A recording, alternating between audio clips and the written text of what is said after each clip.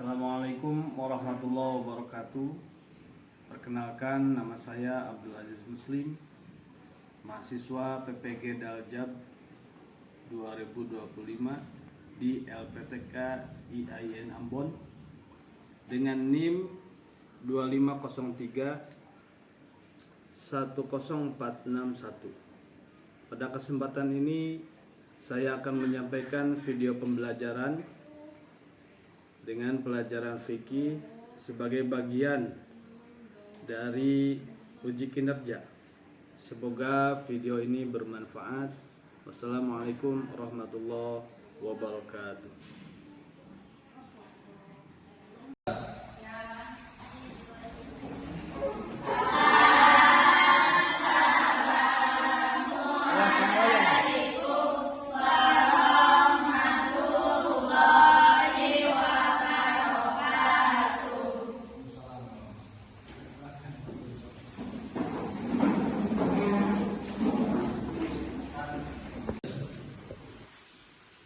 Assalamualaikum warahmatullahi wabarakatuh.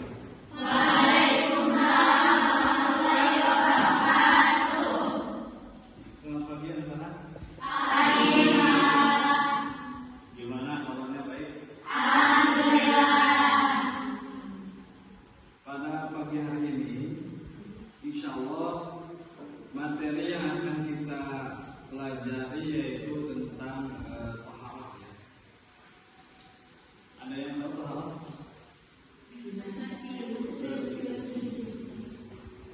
Taharah ini penting untuk kita pahami dan pelajari karena keterkaitan dengan keseharian kita. Apalagi ini ada hubungannya dengan ibadah, terutama sholat 5 waktu.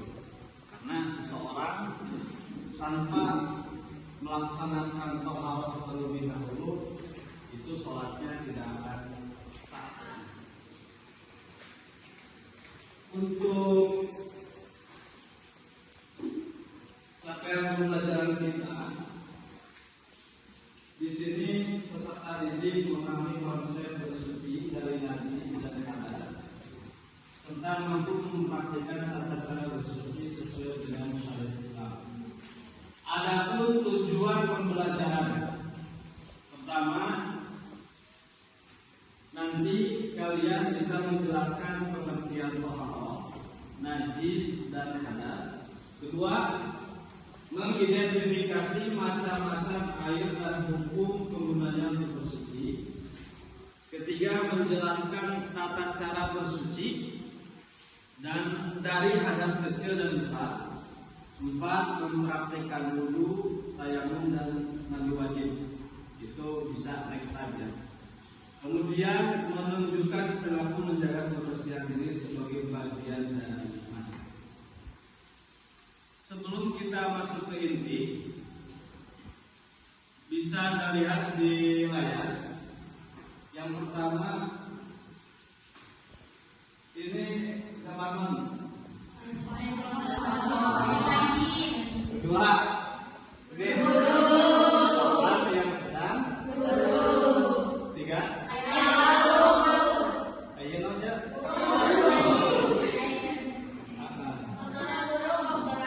Dari gambar yang kita pelajari ini ada keterkaitan dengan taharah.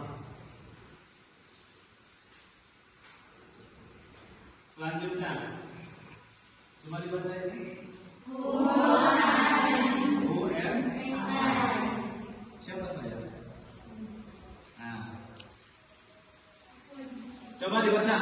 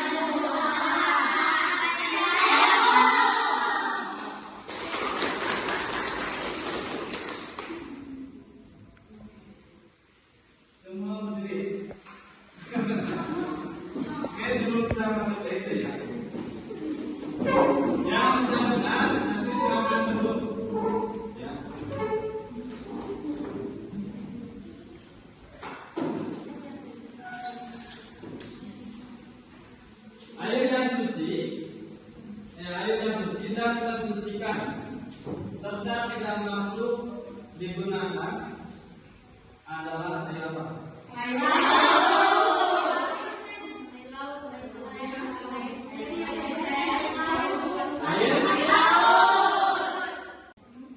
Laut. Duduknya nanti saja. Kita lanjut. Air yang suci dan mensucikan, tetapi terkena najis, yaitu air apa itu?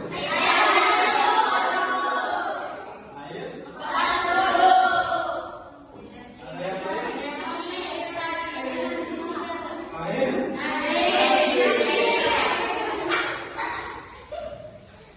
Air ya. Air yang suci tetapi tidak mensucikan. Air.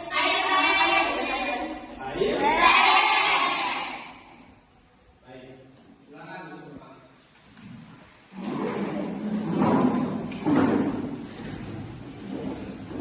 Dari uraian di atas itu banyak keterikatannya dengan muharram. Selanjutnya sebelum masuk ke inti, silakan dipimpin berdoa dulu oleh siapa kayaknya? Anissa. Dipimpin oleh Anissa. Sebelum memulai pelajaran, alangkah baiknya kita berdoa terlebih dahulu. Berdoa dimulai.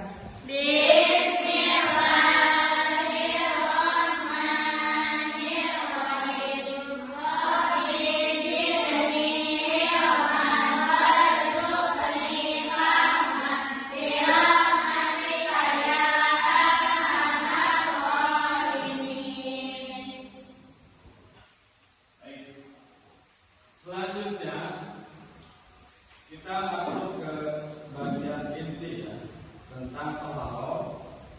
Dengan metode pembelajaran kita pada pagi hari ini metode PBL, metode problem based learning.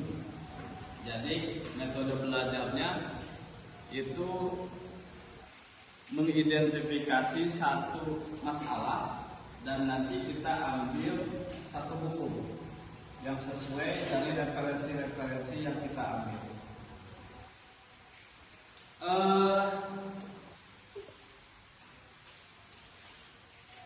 Silakan semuanya dibagi kelompok.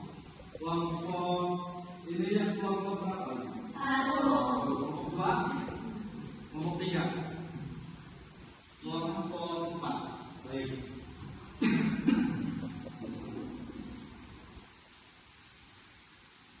Selanjutnya,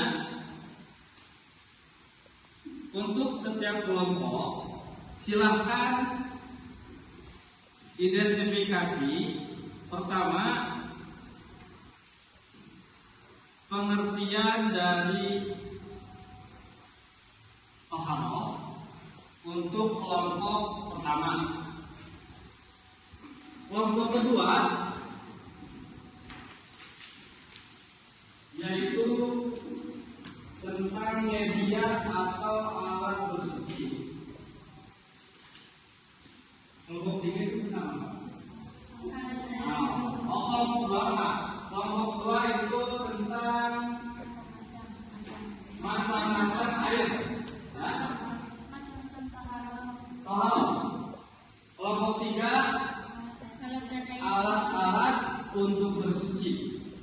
Kelompok 4 tentang tata cara bersuci itu ya. Silakan dibuka bukunya, cari referensinya, dan nanti hasil dari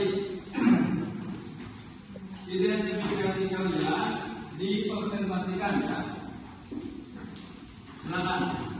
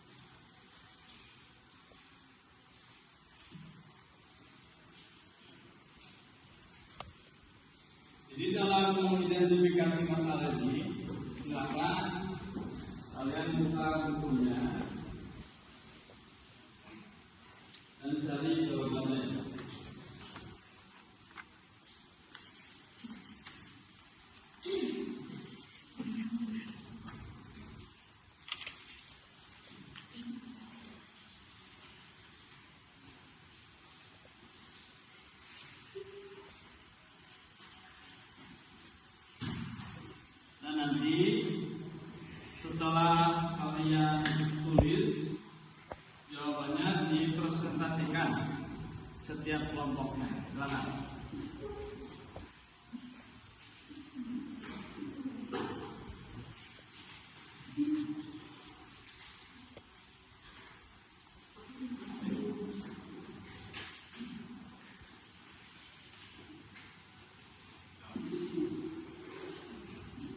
Minta ditulis ya.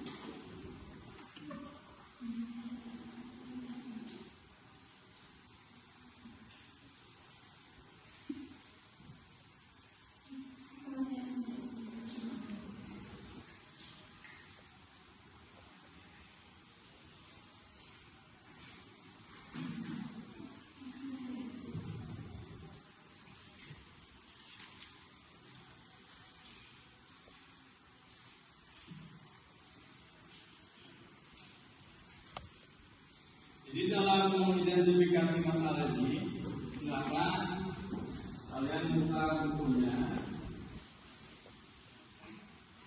dan cari jawabannya.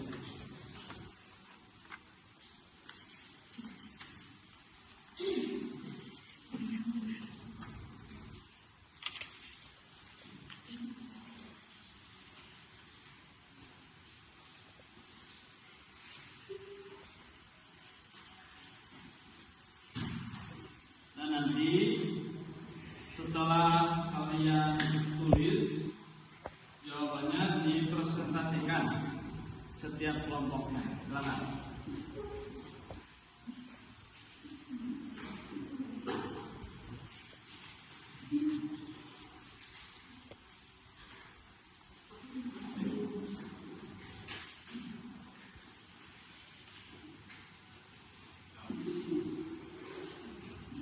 Minta ditulis ya.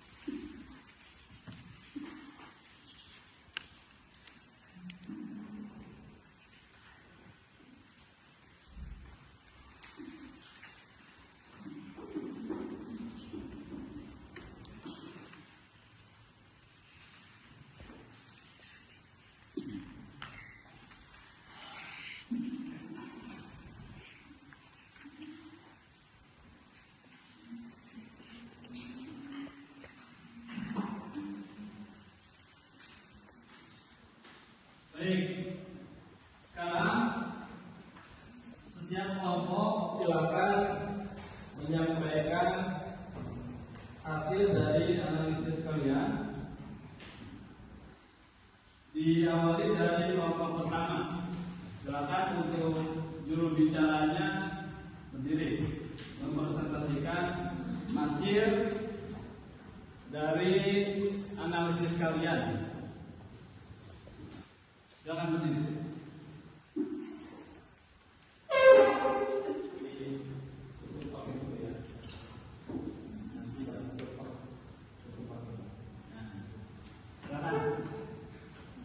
Yang lain boleh mendengarkan.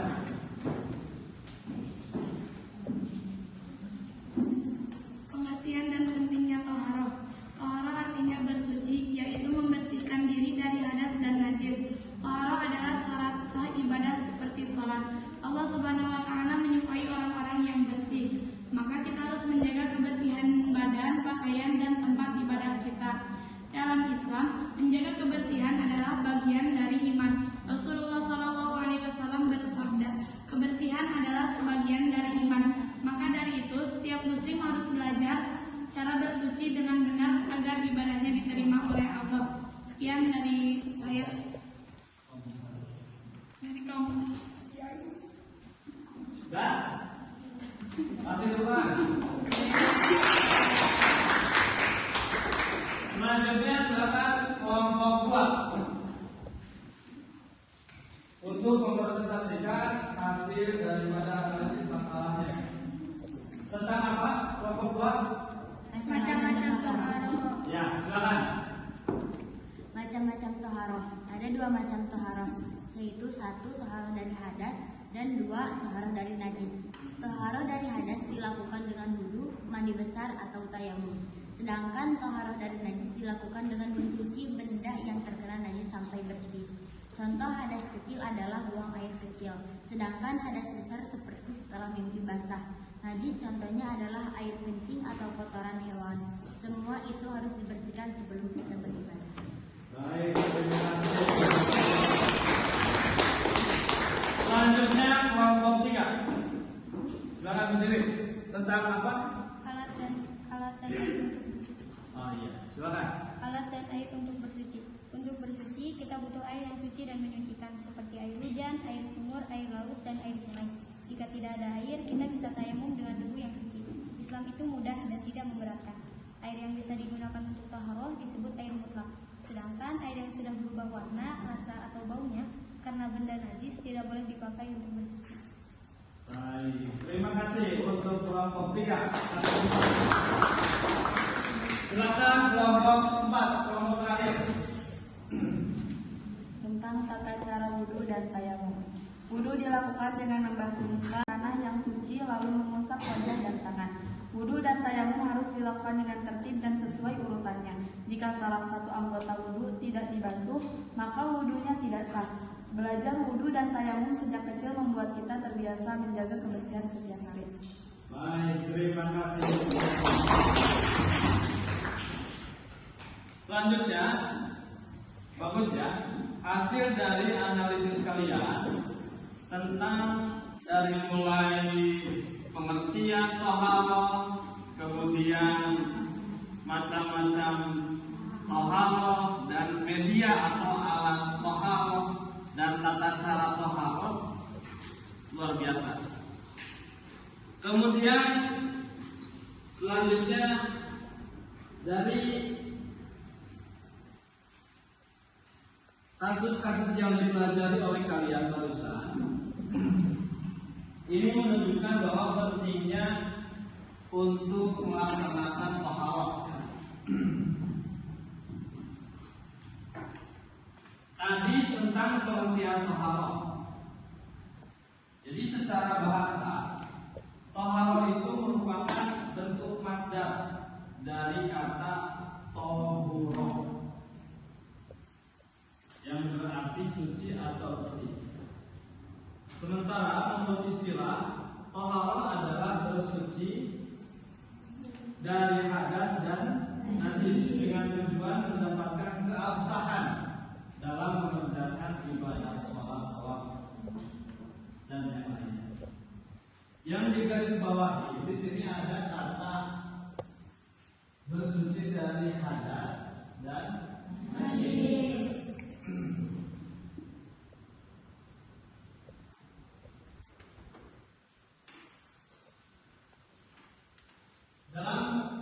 versi kitab-kitab para ulama dengan diksi yang dipilih yaitu taharatu an raf'il hadasi, kemudian wa izalatin najsi, ya. Wa izalatin najsi. Jadi taharah itu objeknya dua.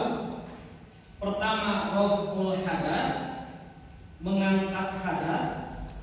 Kedua wa izalatun najsi, menghilangkan najis. Hadas dan najis ini itu berdampingan dengan kita. Bedanya apa sih najis dan hadas itu? Najis dan hadas itu kalau najis itu suatu benda. Kalau benda, ini benda bukan? Benda. Ketinggalan enggak? Ketinggalan. Berarti namanya benda itu terlihat oleh mata, ain, ya. Berarti najis itu suatu benda yang dapat mengotori badan, pakaian ataupun tempat yang tidak akan sah sholatnya seseorang ketika terkena najis.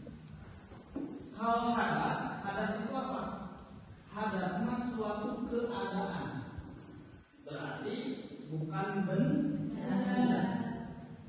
Hadas itu suatu keadaan seseorang yang dianggap tidak suci menurut syar'i.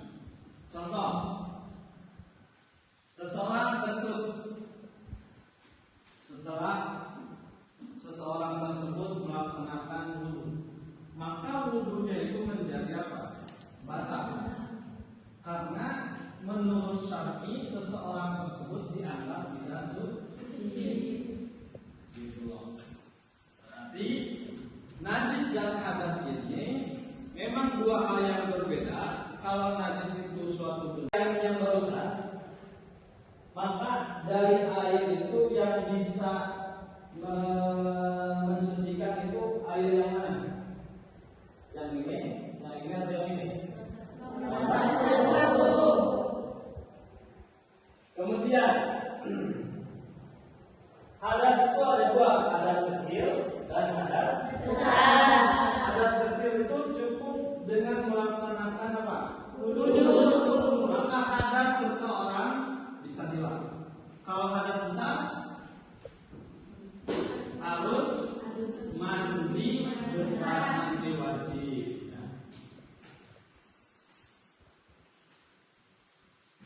Baik. Macam-macam najis. Ada najis mukhaffafah, ada najis mutawassithah, dan ada najis mughalladhah. Najis mukhaffafah itu najis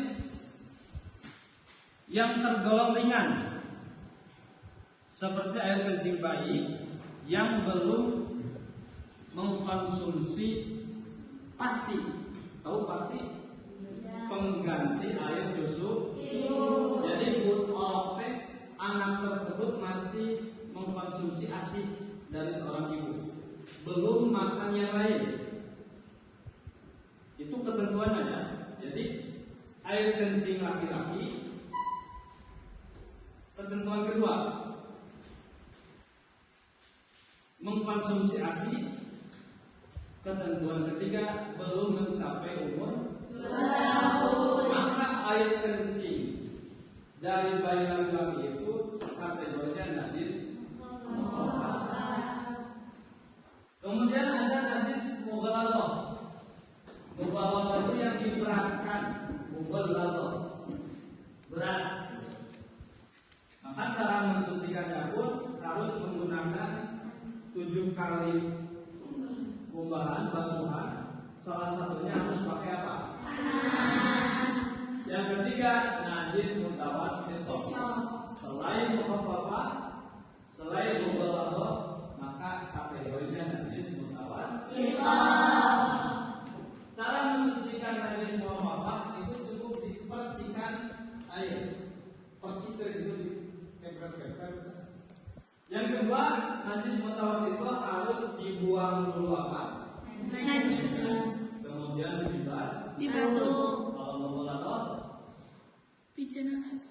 buang wudhu biasanya dibasuh 7 kali, salah satu pakai tangan.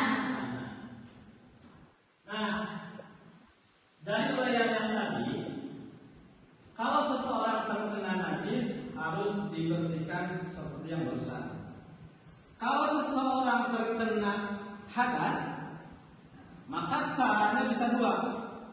Pertama bisa wudu, kedua bisa adus. Kalau hadas kecil cukup dengan wudu, kalau hadas besar cukup dengan mandi besar.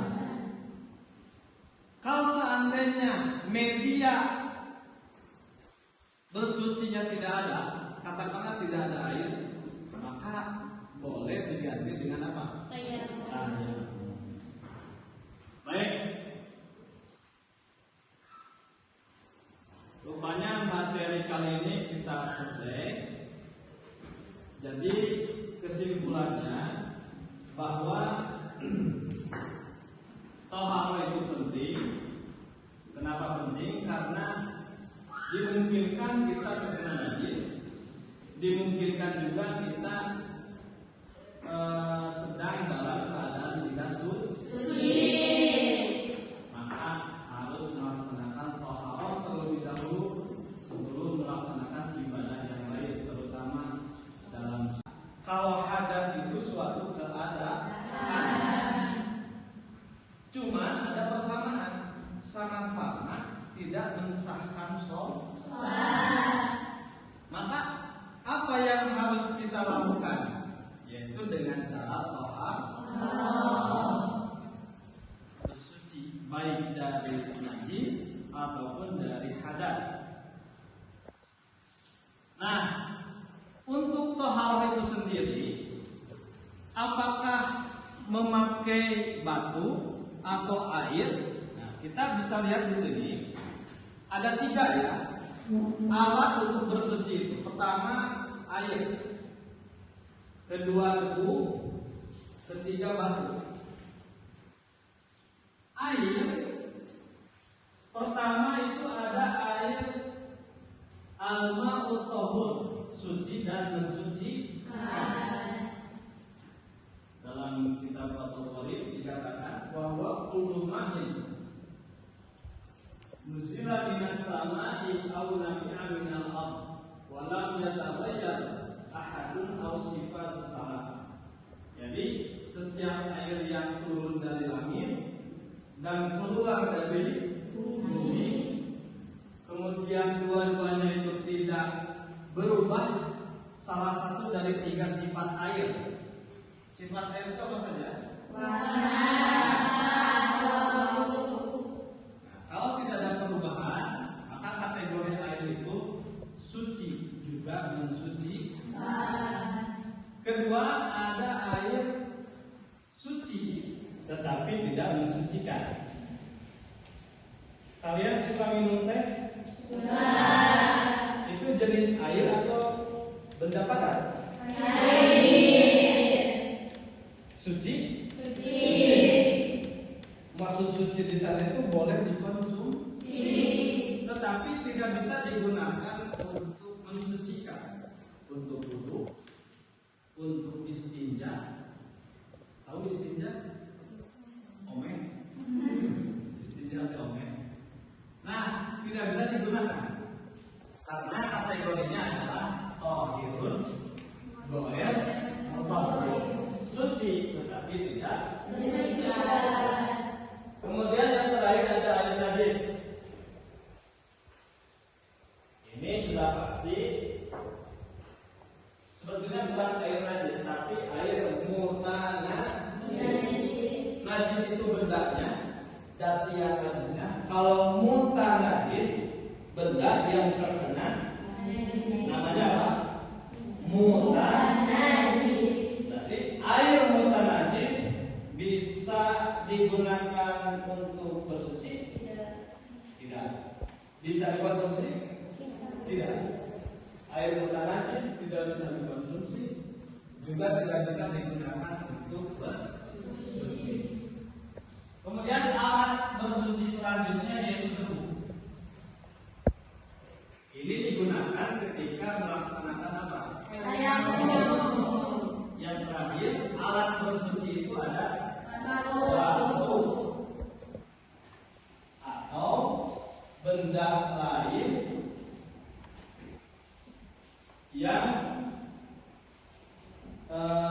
ketentuannya sesuai batu, keras,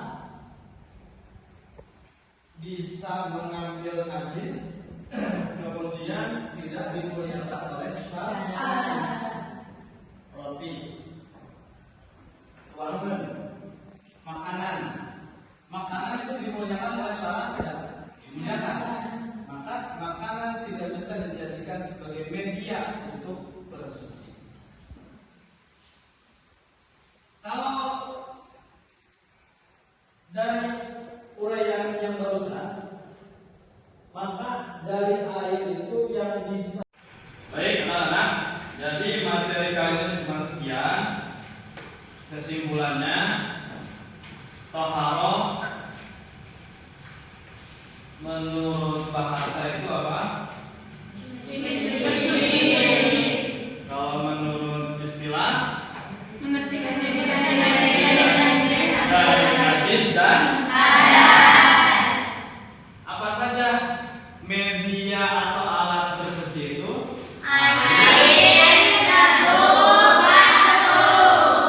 Kemudian apa saja air yang kita ketahui dari materi tadi? Ada air tohir, dua, tiga, musta, ada lagi air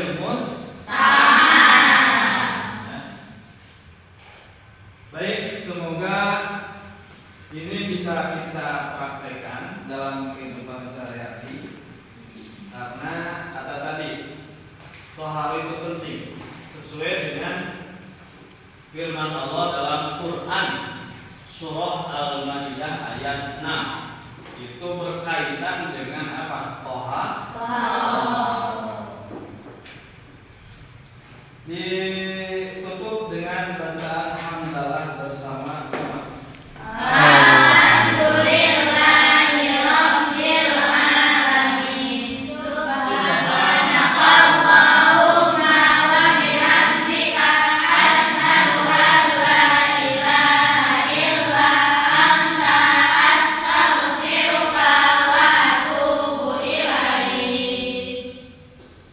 Baik, silakan berdiri, Yaman dan Salaman.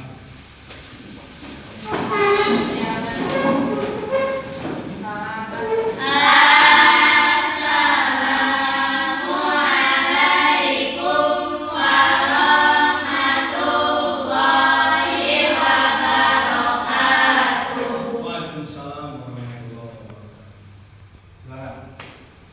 Silakan.